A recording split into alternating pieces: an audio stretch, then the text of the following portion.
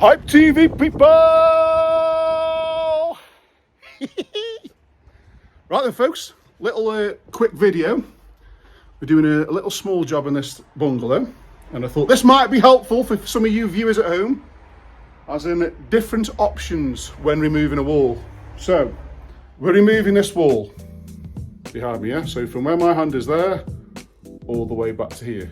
Typical way of doing it would be to put a steel from there to go across. Now the reason we put a steel in there is because if you look into the roof, into the attic right now, this is what we call a purling roof, or a traditional roof, which has got purling. So you see these big pieces of timber here where the tickling stick is? Don't forget the tickling stick, people! The big timber there, that's the purling, and that's the structural timber that's carrying the weight of the tiles and all the wood on the top of the roof.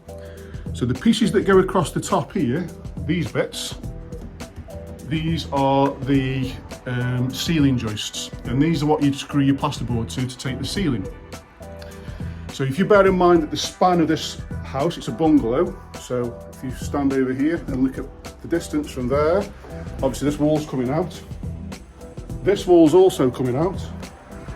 So it will be one gigantic, huge room. The wall that's in the middle that we're removing is, although it's not doing much in terms of holding up much weight, it's actually preventing these timbers, because they're going to be very, very long. It's preventing them timbers from over time sagging, so it doesn't become like a dip in the roof. So what we're going to actually do is, we've had some structural engineers calcs done, so I'm going to show you them now. Shitting!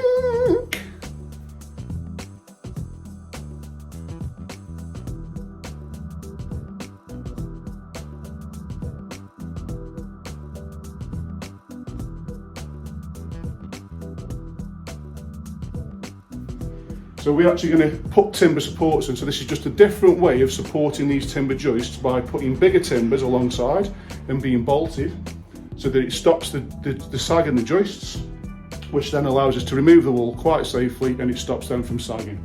So it's just a quicker and cheaper way than using a traditional method of pad stones and steel. So this is the before.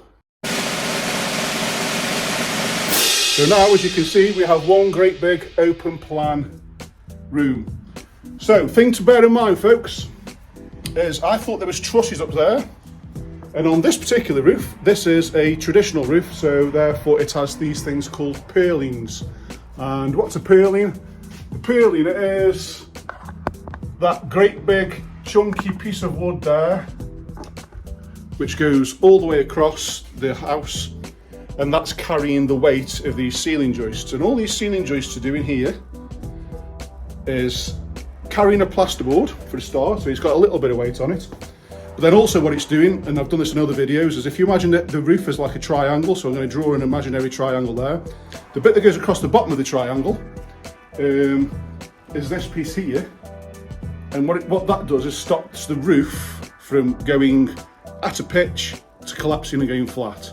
So it's keeping the shape of a triangle, and it's also carrying the weight of the plasterboards. So, that being said, although it's not a load-bearing wall that was there, as in it's not holding the roof up, because of the span, because obviously if you stand over here, the camera's now touching this side of the wall, over there, that's a good 7 metres.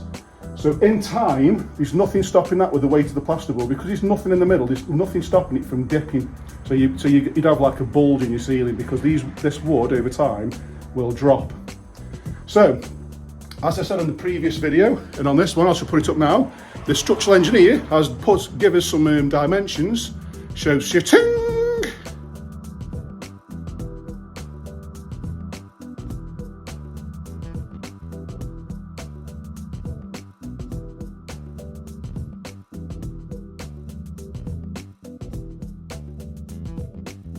And that is what we need to do to strengthen these joists.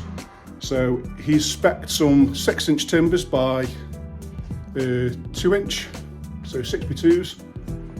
And what we've got done is gone from these points. So underneath the purlings, which is the great big pieces of wood there, where the tickling stick is, underneath there we've got some other timber, some 4x2s, and they're what we call binders. And that is just when they're building the roof, that's to keep it all straight. So it's like, it runs, how can I put it if I stand here? It runs parallel, there, that's probably a better shot. So if you look there, you've got the purling going all the way down, and then underneath there, you've got this binder, which goes underneath down, and that also gives a little bit of support at this span, but obviously in the middle, there's nothing there. And at that span, they have these things here, which is little pieces of wood that screw to that binder and the ceiling joist and goes up onto the purling, and that obviously then helps to spread the weight. So what we've done is we've got the timber, as you can see, we've put it in, we've put some straps on there to strap it in place, and then what we've done is every 1/2 metre we put 10mm coach bolts through and bolted the timber together. So we bolted the old timber to the new timber to sandwich it, as you can see. So that means now that because the timber's so thick, it's not going to bulge under the span. So the point from there to the point there is now reinforced with a big timber. So that would save you now having to put a steel in to replace the wall to stop the middle from sagging. I hope that makes sense.